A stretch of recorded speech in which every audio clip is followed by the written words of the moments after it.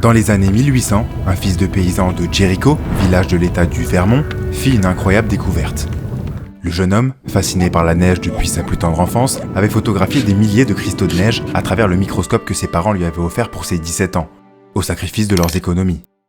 Il remarqua qu'absolument tous les cristaux avaient une forme différente.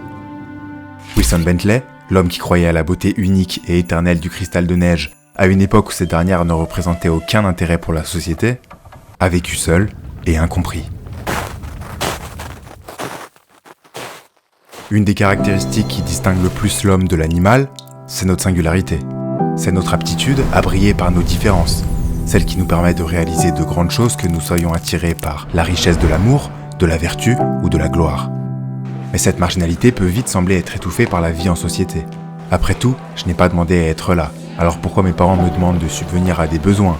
Moi, j'ai toujours trouvé qu'ils étaient vains face au paradis de mon imagination.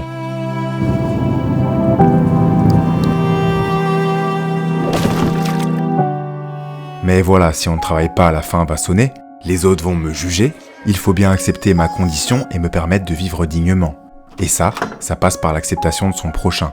Alors l'enfant va d'abord se contenter de suivre ses camarades. Il va aimer les mêmes choses car ils ont décidé que c'était signe de force et d'épanouissement. Et quel sentiment de bonheur que d'être actif au sein du groupe. Les choses sont si simples. Mais on le voit. Ce garçon, cette fille, qui est toujours seul, enfermé sur lui-même au fond de la classe.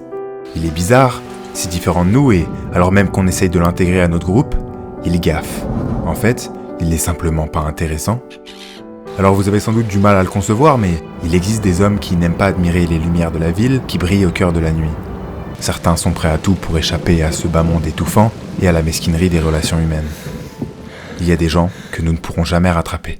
Ce sentiment, c'est celui que Shinichi Sakamoto, auteur d'Ascension, a voulu nous transmettre. Buntaro Mori, c'est cet enfant au fond de la classe. Pourtant, qu'est-ce qu'il est beau gosse. Il fait tout de suite détourner le regard des filles du premier rang, mais qui vont finalement assez vite s'en éloigner après découvrir son caractère. Alors que tout le monde semble jaloux de ce qu'il possède, physique attrayant, talent inné, solide détermination, lui semble vouloir fuir toutes ses attentes. Buntaro, c'est une anomalie. Dans le contexte d'une société japonaise très attachée au conformisme, à la vertu du travail et de la famille, Buntaro sera souvent comparé à un monstre.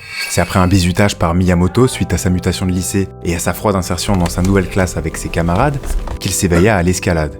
Toujours aussi calme et taciturne ce jour-là, sur le toit de son école, il découvrit une passion. Remarqué par un de ses professeurs, Masao Onishi, alpiniste de renom et manager du club d'alpinisme de l'établissement, l'inscrit directement. Il voit en lui un élève en détresse et voudra l'aider à s'ouvrir au monde. Buntaro prend rapidement du niveau, mais son style solitaire inquiète son mentor, qui lui croit sérieusement en l'importance de la camaraderie dans la discipline. Les compagnons de cordée forment une ligne et chacun est assuré par son collègue le précédent. C'est un minimum pour gravir les risques immenses des lieux hostiles des hautes montagnes. Au contraire, grimper seul, égoïstement, comme représentant l'avidité infinie des hommes, signifie la mort. Une mort anonyme et solitaire, au milieu de la neige, il y a peu de chances de retrouver un corps. La nature reprend ses droits et n'hésite pas à recadrer tout homme se pensant supérieur à cette dernière. Ne lâche jamais la corde, les hommes sont incapables de vivre s'ils rompent leur lien avec les autres.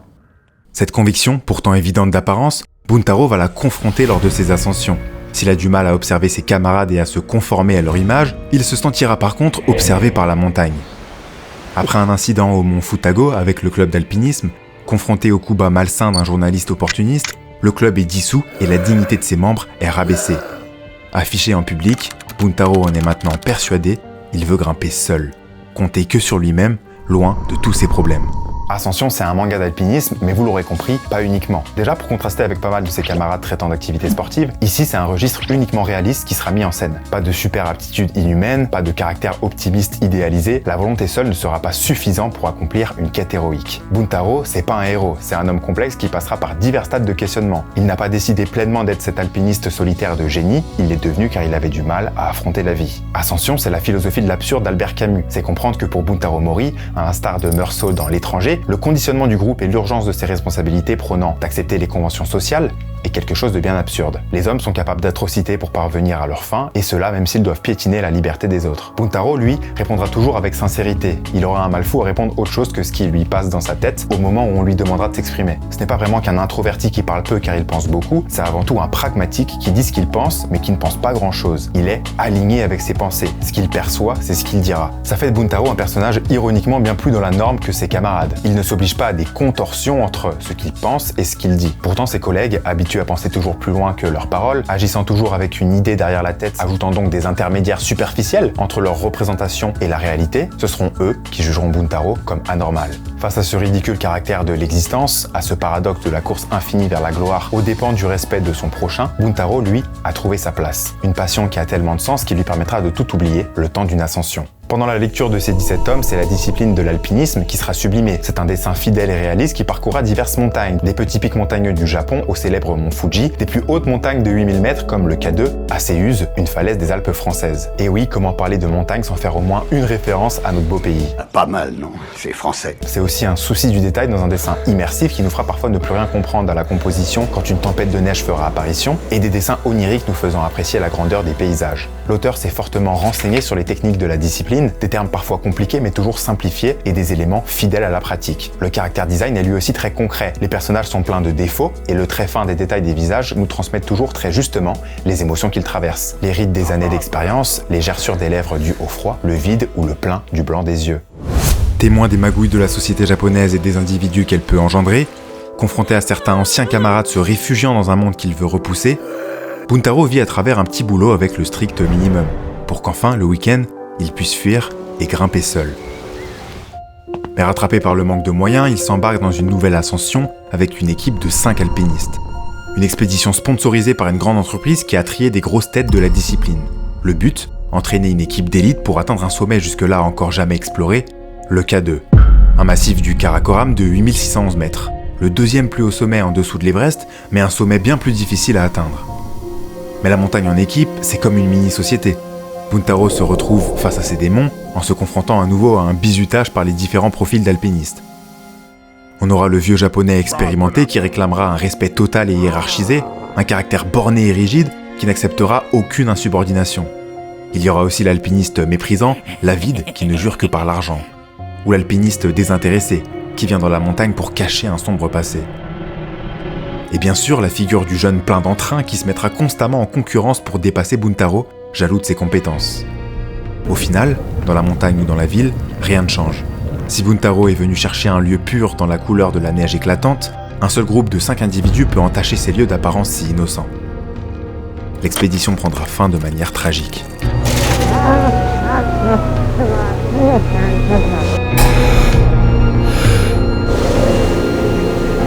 Toutes ces expériences ne vont que confronter Buntaro dans sa solitude. Malgré lui, il deviendra connu comme l'alpiniste immortel, celui revenu vivant de nombreuses expéditions périlleuses en solitaire.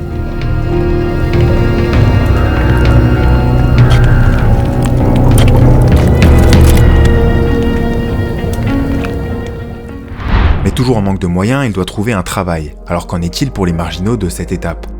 Celle où il faudra gaspiller un temps infini contre un papier permettant la dignité. Quelles motivations peuvent pousser un homme à travailler? L'argent en est une. Dans ce cas-là, il est préférable de s'orienter vers n'importe quel métier bien rémunéré et suer sang et eau à la tâche. Le plaisir en est une autre, et là, il vaut mieux porter son choix sur les activités qui nous passionnent, sans tenir compte de l'aspect financier. Mais Buntaro a une autre réponse. En son sens, choisir un métier, c'est avant tout se sentir appelé à l'accomplir. Il y aura en fait en chacun de nous une vocation, un métier qui serait presque fait pour nous, comme une évidence, comme un appel sincère vers une forme de liberté.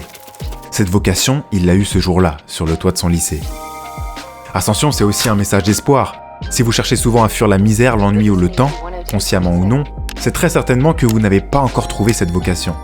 Il ne faut pas voir la vie comme un chemin langoureux et douloureux, il y aurait en fait en chacun de nous un moyen d'allier une des activités de ce monde gigantesque à un état authentique de jubilation.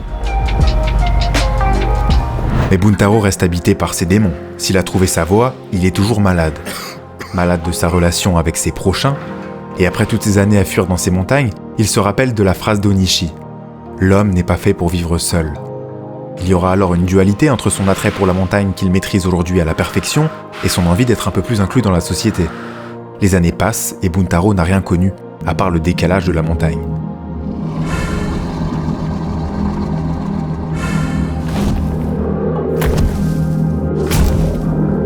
Mais vous savez, nous sommes plus de 8 milliards d'êtres humains. Et s'il existe un mouvement général qui a tendance à normaliser des comportements, tout est relatif. Il y aura toujours quelqu'un de plus barré que vous.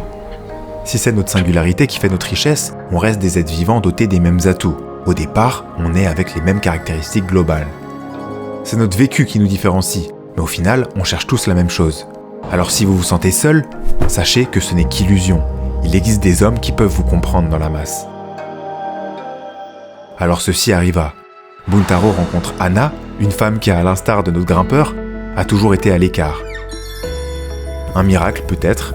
Buntaro et Anna représentent un couple parfait, une union symbolique où notre héros trouve la paix dans l'image de la famille unie, grand symbole de réussite dans les mœurs japonaises. Anna apparaît comme un personnage idéalisé, un physique pudique et un comportement à l'écart de toute déviance. Buntaro dévoile enfin cette autre facette de sa personnalité, il est maintenant inclus dans la société et s'ouvre petit à petit aux activités et aux comportements du quotidien. Il aime passer chez les commerçants pour le dîner du soir, sourit à son patron et accepte d'engager la discussion. Il arrête de rêver, en fait, il n'en a même plus le temps. Buntaro devient avide et s'ensuit l'événement qui ramène chaque homme à la réalité, un enfant. Maintenant, il n'a plus le droit d'agir en solitaire, il a des proches à protéger, il se marie et change d'appartement pour vivre en paix avec sa famille. Cela semble représenter une fin heureuse. En fait, Buntaro est apaisé. Il se rappelle d'Onishi et pense comprendre cette idée. Vivre seul, ce n'est peut-être pas adapté à l'homme. Une parfaite happy end ? Oui. Ce serait une fin douce amère pour les lecteurs ? Un message d'abandon ?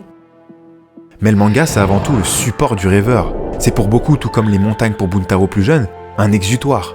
C'est un univers où le rêve n'a aucune limite. L'auteur, à travers son personnage, a certainement lui aussi tourné le dos aux conventions qui ont voulu lui dicter les critères de ce qui fait une bonne carrière. Dessiner, c'est un risque énorme. C'est une concurrence rude et souvent une bataille contre la précarité. Contrairement à ce que l'on peut imaginer, malgré le succès du manga à l'international, être mangaka n'est pas un métier vraiment reconnu comme tel dans la société japonaise.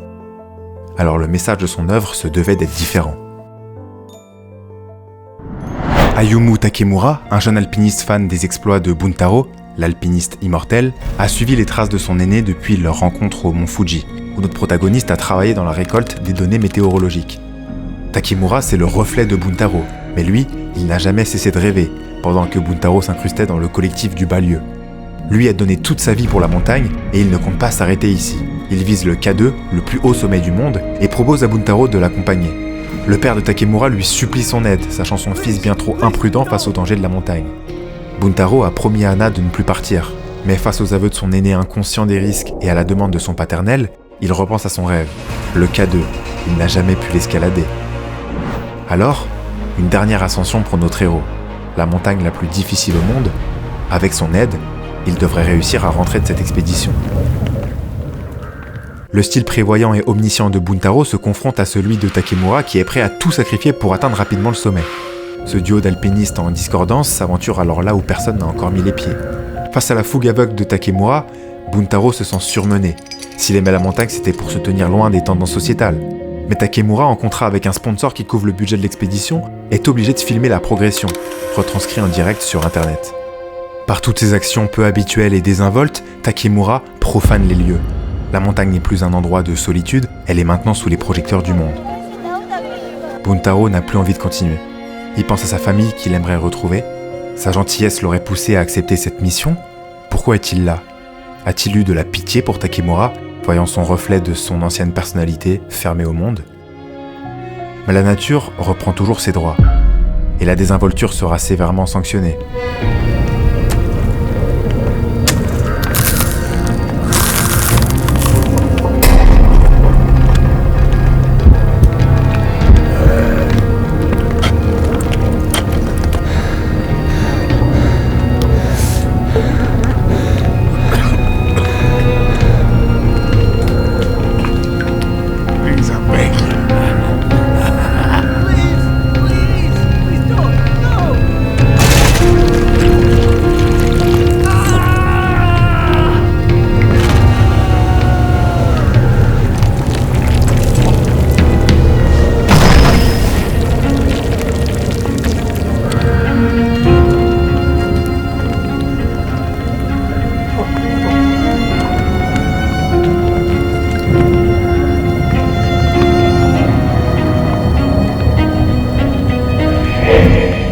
Buntaro se retrouve alors seul, comme il l'a souvent été, face à la montagne de ses rêves. Faisons un petit point sur la plastique d'Ascension. Si on entend souvent parler lors des analyses de la narration, du propos de l'auteur ou de la qualité des dessins, on oublie souvent l'un des critères qui est selon moi décisif au succès d'une bande dessinée, la composition. Dans Ascension, elle est particulièrement réussie. Premièrement, les dessins sont toujours très justes et réalistes. Le sens du détail a toujours pour vocation de nous ramener à l'instant présent. Dans un roman fantastique, il serait inutile de remplir toutes les lignes de la paperasse sur un bureau ou toutes les parties d'un journal que la plupart des lecteurs survoleront. C'est pareil pour les décors de la ville. Quand l'action est au premier plan, on aperçoit souvent du détail en arrière-plan. Une différence avec les lieux en montagne qui seront tout de suite plus brouillons, faisant allusion au rêve de Buntaro, fuyant les détails de la ville. Les onomatopées, éléments graphiques primitifs de la bande dessinée, sont présents les premiers tomes, mais très vite abandonnés par l'auteur. Ici, il n'y a pas besoin de rajout externe. S'il faut faire jaillir les sons d'un dessin, alors ce dernier devra être assez démonstratif pour se suffire à lui-même. L'agencement et le découpage des cases est précis, et s'il semble assez difficile pour un art visuel exempt de toute couleur de garder en haleine un lecteur avec des paysages aussi vides que celui des hautes montagnes, eh bien, c'est chose faite. On ne s'ennuie jamais. Il y a aussi et surtout les comparaisons. Buntaro et Takemura affrontant une nature hostile, des grands blocs de glace comparés au chaos des paysages urbains, des immeubles anxiogènes et désorganisés. Mais quand Buntaro se retrouve seul, symbole de sa liberté, maître de ses mouvements, les immeubles laissent place à des stades symétriques, des lieux respirants et vides de toute impureté. Buntaro, seul, a la place d'exprimer ses ressentis profonds. Les lignes horizontales reflètent la stabilité et la tranquillité. Elles sont reposantes pour l'œil car en adéquation avec le mouvement du regard. Le carré signifie la rigueur, le respect des règles. Il peut montrer notre personnage enfermé et oppressé dans sa petite chambre, ou alors il signifie la maîtrise totale de son union avec la nature, couplée à ses formes plus arrondies, évoquant la douceur, la pureté et la simplicité. Buntaro se retrouve seul, en union avec la montagne, débarrassé de la pression de Takemura. Il se rappelle alors de cette sensation presque fusionnelle qui l'a toujours approché de la solitude. Il se sent vivre, plus qu'il ne l'a jamais été. Il avance alors, toujours plus haut vers le sommet, en oubliant jusqu'à sa propre famille. À cet instant présent, rien n'aurait pu l'arrêter. Est-ce que c'est la société qui l'a toujours fait douter de son rêve ? Pourquoi avait-il oublié ce sentiment ? Il se l'est pourtant toujours dit depuis son premier mur d'escalade : « Moi, je grimpe seul ». C'est au pied de son bivouac à moins 15 degrés et à 5 heures matinales qu'il l'aperçoit, au sommet du monde, plus proche des étoiles que n'importe qui. Il semble si petit face à l'univers et en même temps si grand face à sa condition. Le monde lui appartient. C'est ça, la liberté.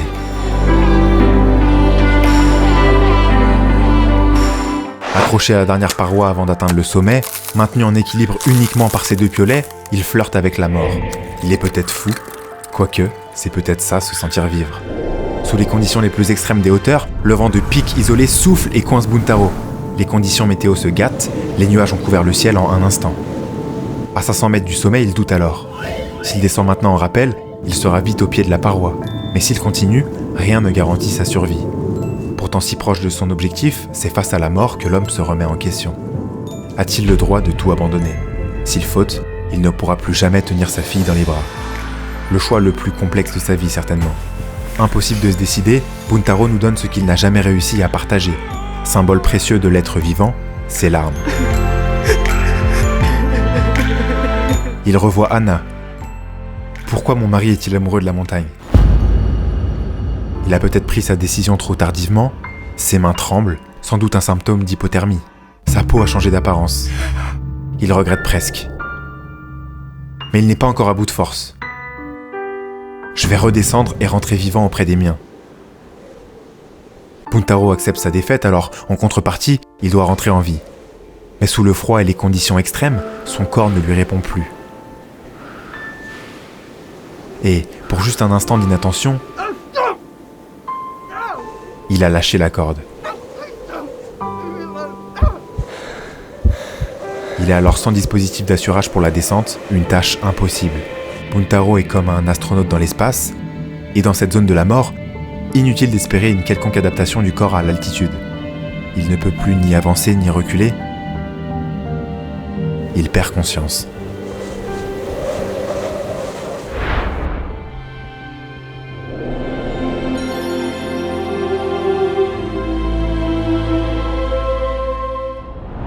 La grue demoiselle, aussi appelée demoiselle de Numidie, dont l'envergure ne dépasse pas le mètre, faisant d'elle la plus petite des espèces de grues, est connue pour sa migration afin de rallier les plaines d'Asie centrale, franchissant les sommets vertigineux de l'Himalaya à plus de 8000 mètres d'altitude. Dans cette zone mortelle à l'oxygène raréfié et aux températures inférieures à 40 degrés, les oiseaux s'efforcent d'attraper les courants ascendants au péril de leur vie. Nombreuses sont les grues incapables de les trouver. Certaines sont projetées au sol, englouties par le vent, d'autres sont ramenées en arrière sur des milliers de mètres. Tout comme l'enfant qui grimpe au sommet de l'aire de jeu, les oiseaux ne sont pas conscients du danger. Tout comme le papillon qui, suspendu au rebord de la fenêtre, ne cesse de se cogner contre la vitre, cherchant une échappatoire, ils visent tout simplement le sommet, poussés par leur instinct. Buntaro, au sommet du mur de crête, reprend conscience. Il a continué à avancer à travers le vent glacial, même inconscient, en pilote automatique, porté par la montagne. Retrouvant son identité, il se fit une promesse. Tant qu'il vivra, il continuera à grimper, ne serait-ce que d'un pas. En haut du pic, le paysage dont il rêvait depuis 10 ans. Merci Buntaro, ton récit touche à sa fin, tu peux maintenant mourir au sommet du monde.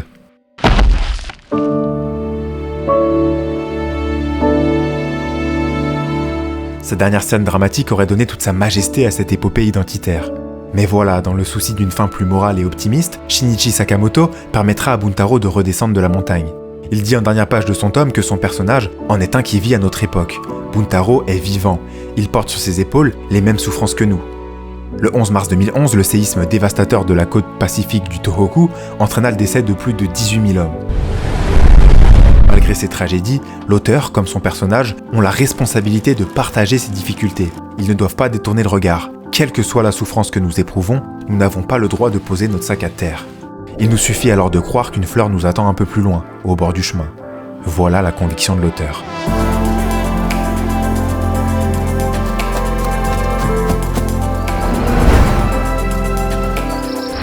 J'ai volontairement omis de parler d'un personnage qui a pourtant son importance dans la conclusion du récit.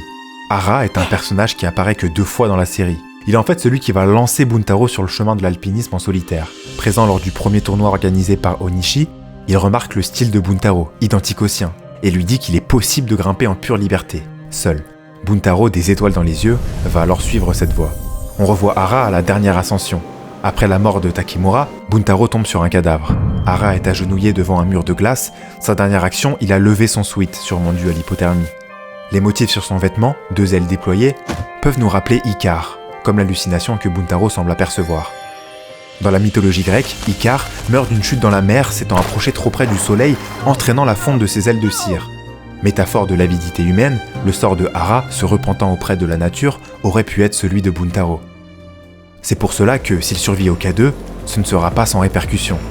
Désormais amputé par les engelures, Buntaro Mori l'immortel est mort. Celui qui recherchait la solitude n'est plus, il laisse place alors à Buntaro Kato, marié et toujours passionné par la montagne. Il grimpe aujourd'hui un petit rocher avec difficulté, il tombe même dans le chemin de son sentier. Il n'est plus question de grands sommets, il s'amuse simplement dans la société, à côté des grimpeurs novices, l'aidant à se relever. Sa dualité disparaît, il n'est plus seul, toujours dans la montagne. Onishi, tu serais très certainement fier de lui.